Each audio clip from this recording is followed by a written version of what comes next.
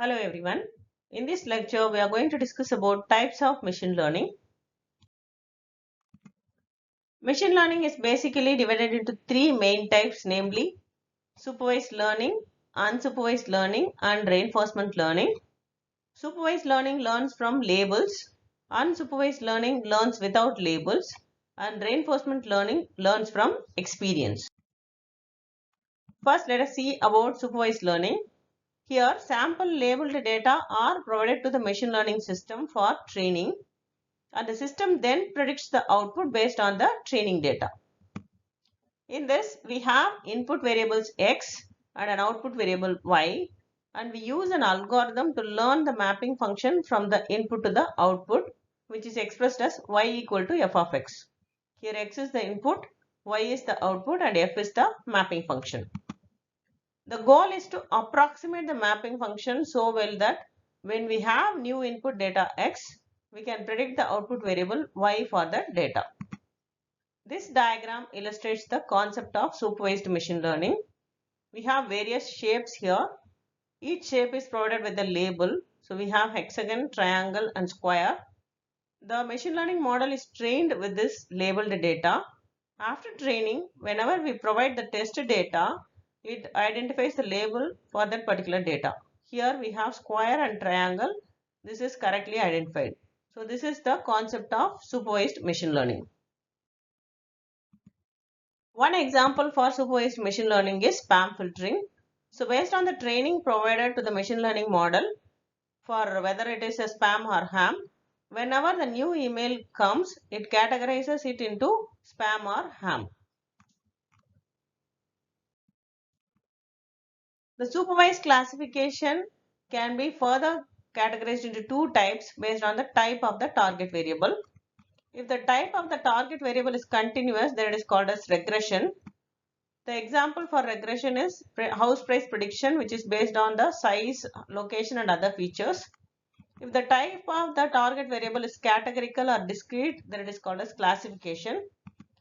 The example for classification is predicting whether an email is spam or not. First, let us see basics of regression. It is a statistical approach which is used to analyze the relationship between the dependent variable and one or more independent variables. The objective is to determine the most suitable function that characterizes the connection between these variables.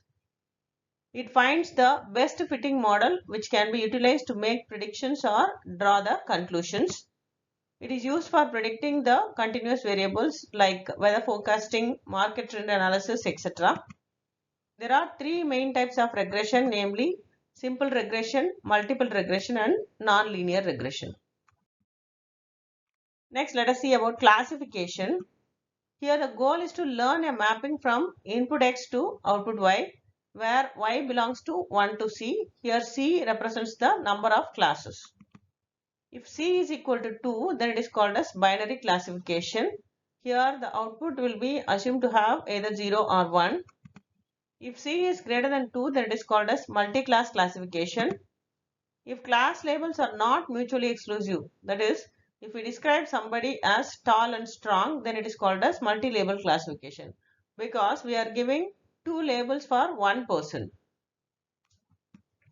Next, we have imbalanced classification. It pertains to datasets where the distribution of observation in the target class is uneven. That is, one class label will have significantly higher number of observations while the other has lower count. First, let us see about binary classification. Here, the goal is to classify the input data into two mutually exclusive categories. The training data in such a situation is labeled in a binary format, for example, true and false, positive and negative, 0, 1, spam, not spam, etc., depending on the problem being tackled.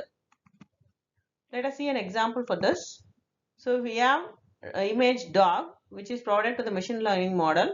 It identifies whether it is a dog or not. So this is called as binary classification, which has only exactly two possible categories.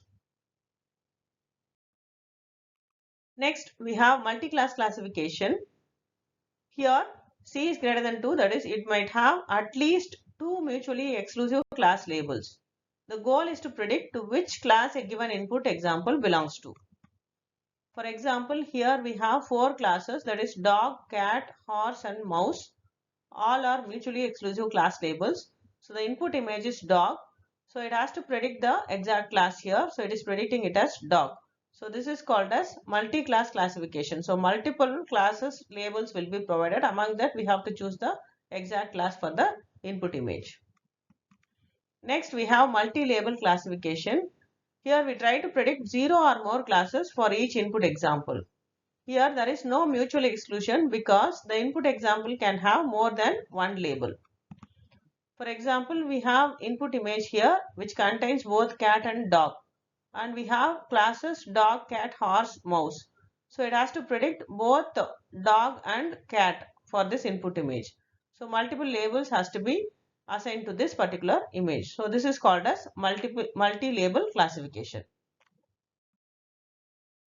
Next we have imbalanced classification. Here the number of examples is unevenly distributed in each class. That is, we can have more of one class than the others in the training data. For example, consider the 3-class classification scenario where the training data contains 60% of trucks, 25% of planes and 15% of boats. The objective is to predict whether a new data point belongs to the minority class even though there are many more examples in the majority class. For example, a medical diagnosis algorithm could be used to predict whether the patient is having a rare disease even though there are many more patients with the common diseases. So we have to exactly identify, even the majority of patients is having common disease. If one new patient comes with a rare disease, we have to check whether he belongs to the minority class or not. So this type of classification is called as imbalanced classification. Now let us see about unsupervised machine learning. This is a learning method in which machine learns without any supervision.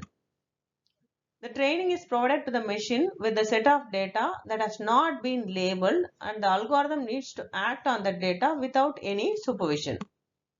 The goal is to restructure the input data into new features or a group of objects with similar patterns. Here we don't have a predetermined result. The machine tries to find useful insights from the huge amount of data. It can be further classified into two, that is clustering and association. Now let us see about working of unsupervised learning. Here we have unlabeled input data, which means that it is not categorized and corresponding outputs are also not given.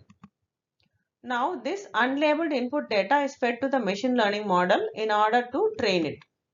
First it will interpret the raw data to find the hidden patterns from the data and then will apply the suitable algorithms like k-means clustering, decision tree, etc.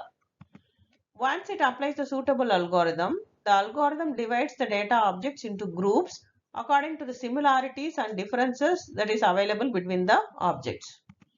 So this diagram illustrates the working of unsupervised learning. So here we have unlabeled data, that is raw data, which contains the images of dog and cats. So the machine learning model is trained with the raw data.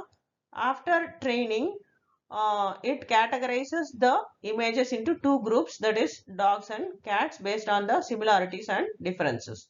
So this is the concept of unsupervised learning.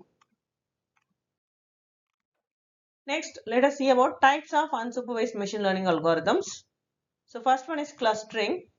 It is a method of grouping the objects into clusters such that the objects with most similarities will be in the one group and the less or no similarities with the objects of another group. This finds the commonalities between the data objects and categorizes them as per the presence and absence of those commonalities. Next, we have association. It is an unsupervised learning method which is used for finding the relationship between the variables in the large database. It determines the set of items that occurs together in the data set. It makes the marketing strategy more effective. Like people who buy X are also tend to purchase Y. For example, people who try to buy bread are also tend to buy the butter or jam. So best example for this association rule is market basket analysis. Next we have reinforcement learning. This agent learns by interacting with its environment. The agent will receive the rewards by performing correctly, and if it is performing wrongly, it will get the penalties.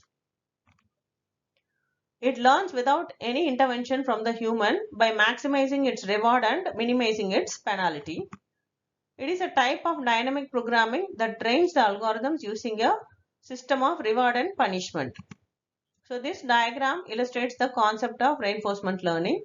So we have the agent here and we have the environment with fire and water. So first the agent observes the environment and selects the action using its policy. So first it selects the fire. So once it is going to the fire, it gets the punishment because it is the wrong option. So minus 50 points is given as punishment. So based on this punishment, it will update its policy. And based on the learning step, it won't repeat it further. So this iterates until an optimal policy is found. So this is the concept of reinforcement machine learning. So thus in this lecture, we have seen about types of machine learning. Thank you.